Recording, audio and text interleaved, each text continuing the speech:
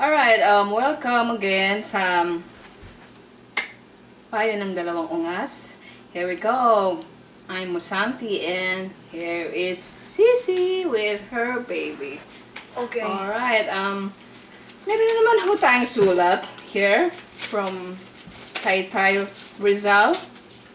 And nagpapasalamat kami ngayon baby ha. Nagpapasalamat kami sa mga sumusulat. At patuloy kayong sumusulat sa amin. Huwag kayong magsawang sumulat. Ayan ho, Alright, and eto na ho, babasahin ko na ho yung problema ng letter sender. Dear Sisi and Musanti, bago ang lahat, ako lang ang luma. Sumulat ako para ipaalam sa buong mundo ang aking problema tungkol sa aking asawa. Nagpakasal kami 5 years ago at nagkaroon ng 2 anak. Maganda naman ang aming pagsasama hanggang sa dumating ang time na nagsawa na siya. Hindi ko inaasahan na hahantong kami sa hiwalayan. Hello baby! Masakit mang tanggapin, pero eto lang ang paraan para matahimik ang aming isipan. Sa ngayon, nandito ako sa parlor ng aking kaibigan na si Mang Dado. Tumutulong ako sa paggugupit at paglilinis, pati paggugupit ng kuko. Sa gabi naman, isa akong adik.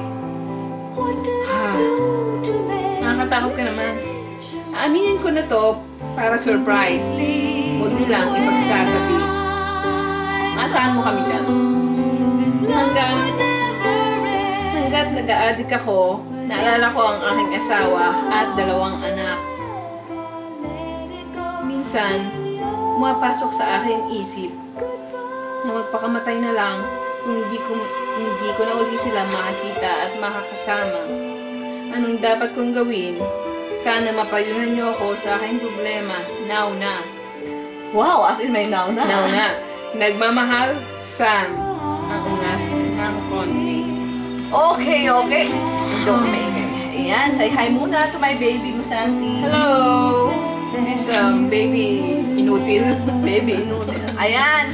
Well, Sam, about sa problema mo, I think wala tayong solusyon para dyan. Wala eh. Pero yung pag-addict mo, ang masasabi lang namin is, sige lang, ipagpatuloy mo lang yan. Kasi, sinasabi nila na once na nag-a-addict ka, you feel like you're in heaven. So at least kahit pa paano, hiwalay ka man sa asawa at anak, napipil mo pa rin na nasa heaven ka. Ayun. Well, Sam, ang payo ko lang sa'yo, huwag ka nang bumalik sa asawa mo. Madami namang iba dyan. Kasi, isipin mo, yung asawa mong tataba, yung anak niyang tataba naman, di ba? Tapos ikaw ang payat mo. Wala ba silang maipakain sa'yo? At saka, huwag mo nang balikan. Huwag mo nang balikan, Sam. Kasi, papakainin mo yung asawa mo. Pakakainin mo pa yung anak mo. Eh, taba-taba na nga, di ba? Hindi man lang mag-diet. At isa pa, Sam, yung sa pag-a-addict mo, pagpatuloy mo yan, makakatulong yan sa'yo para hindi mo sila makalimutan. At least, sa pagiging addict mo, laging sila ang nasa isipan mo at nararamdaman namin na mahal mo pa rin sila. Oo, boy. Ayan na Hindi naman. ko talaga alam, boy, kung paano ba nangyari to at iniwan si Sam ng kanyang asawa. Iniwan siya kasi nag-away sila sa isang galunggong. Oh my God, boy! Hindi ko alam kung bakit pinag-awayan nila ang ulo ng galunggong. Yung galunggong kasi, one of my favorite fish, and nagkataon na paborito din nilang mag-asawa. So, pinag-awayan nila yung isang pirasong galunggong. Ano masasabi mo doon? Kasi boy, ako kasi Musanti, hindi ko talaga pinag-awayan kung ulo lang ng galunggong. Makikipag-away ako pag ibang ulo na yun. Yeah, pag ibang ulo, oo, normal. Pakipag-away ka kasi lahat ng ulo pinag-aawayan. Pero kasi ang gusto ni Sam, yung ulo niya lang ba ang pag-aawayan? Oo, pero yung asawa kasi niya suga pa sa ulo. And, my gosh! Siyempre, galunggong na ang pinag-uusapan. So, doon napunta sa hiwalayan. Alam mo, boy, kasi pag ganun kung ang pag-aawayan, boy, bakit nilang hindi ibigay ang ulo sa asawa? Eh, talaga namang ang ulo ay para talaga sa mga babae. At saka ang katawan para sa mga lalaki. Di ba, boy? Eh, di ba, Sandy? Correct.